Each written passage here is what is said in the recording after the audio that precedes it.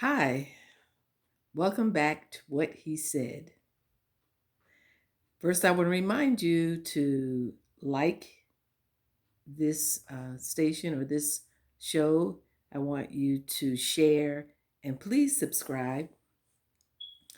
Okay, the title of this session is called I Was Just Released from Prison. And I want to tell you what happened. This is what happened on July 19th, 2020, in the evening. I received deliverance from a thing. And the thing is fear and torment. So I was in middle school, maybe about 12 or 13. I lived with the torment that Satan had spoken to into my mind. Of course, when I was a child, I didn't know it was Satan. I grew up in a believing household, and we were holiness or Pentecostal on both sides. So they didn't know any better, but it seemed to me in my mind that Satan had victory over us, actually. We would sing songs like, Look out for me, Jesus. Satan's on my track. Satan's trying to steal my joy. And I didn't know anything about the authority we had through Jesus Christ at that time. So as I said, I was asleep one night, and the enemy came to my mind and he said, I'm going to kill you in your sleep. And I was terrified because I heard an audible voice say that to me. And I believed it. So I would stay awake every single night. And then I would go to school exhausted. I never told my parents about this. I never told my brothers about it. I would be exhausted. And I wouldn't go to sleep at night until sleep just overtook me because I was afraid that whoever this voice was, said they were going to kill me in my sleep. And that went on up until high school. When I left high school, graduated from high school, I went to college. And at that point, I was a little more versed in the word. Um, I hadn't really done anything to rebuke the enemy or cast down imaginations or anything like that. I had just meditated on the word and read the word over and over again while I was in school, in college. So I guess the enemy thought he would try something else. The battle was still in my mind. He said, I'm going to give you breast cancer. And this went on, this thought came to my mind over and over again up until um, I was in my late 20s. And thank God for my parents because they were faith walkers, not just talkers, but faith walkers. And I thank God for the introduction to um, Church of the Firstborn and Pastor George and Stephanie Hilton really blessed me. That was the first time that I really got a hold of the full gospel of truth and realized that I didn't have to tolerate the foolishness of the enemy, that I could cast down imaginations, that I could renounce the lies that he had told me. I didn't know that before then. And so when I got a hold of the truth, I began to meditate on it even more and began to speak it, began to rebuke the enemy, and I began to pray in tongues more.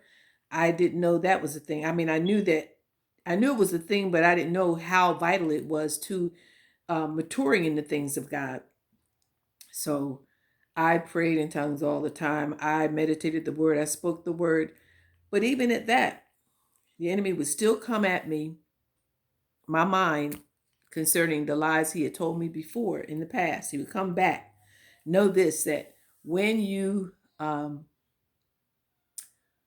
having a challenge in your mind or even in your body, you can get free from it and stay free, But the enemy will always come back to see if he has another chance to plant that seed in your mind or in your body, if it's sickness or disease.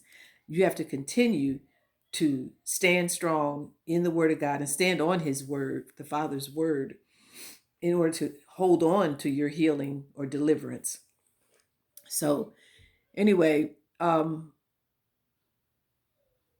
coming up to this present time, around July, I was still, that thing came back to me, and I started having sleepless nights, or I would stay awake until 3 or 4 o'clock in the morning, or either I would wake up 3 or 4 o'clock in the morning, and the enemy would be bringing me symptoms of something that would unnerve me.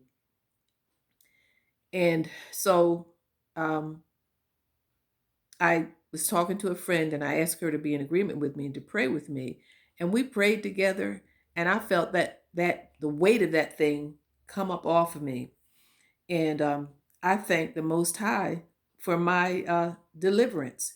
Now, I'm not going to say that um, I don't still have battles in my mind, but I know what to do. And I know that I don't have to tolerate anything from the enemy. He's already defeated. He was defeated over 2,000 years ago. And Yeshua showed him out. And the problem is, he knows that he's defeated better than we know it sometimes. You can become comfortable in your dysfunction to a place where you begin to think that what you're thinking is normal, the way you're living is normal. And that's what it had become for me. I was, thinking I have bigger fish to fry, so to speak. But no, we don't have to tolerate the things that we tolerate in our journey as believers.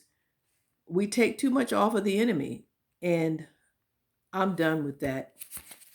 It's not okay. It is not okay to tolerate foolishness from the devil. And I spent so many years doing that. But I thank God, as I said before, for his mercy and his grace and the people that he has placed in my life. Even now, um, my apostles, Kelso and Jacqueline Clark, I appreciate them so much for undergirding me and encouraging me, encouraging all of us to walk the faith walk and not just talk about it. Be mindful of what we say, what we think, how we live, um, because nothing's going to change until we change.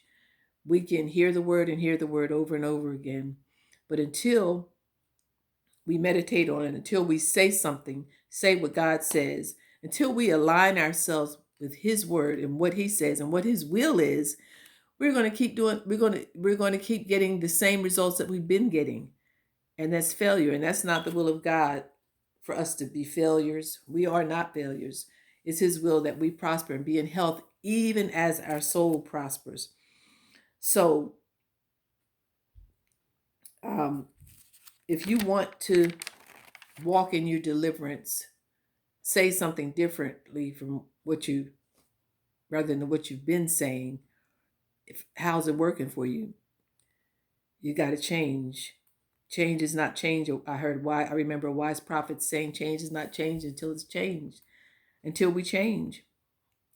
So in order to keep my healing and my deliverance and my wholeness, I have had to speak life into myself and contradict everything that the enemy has said to me.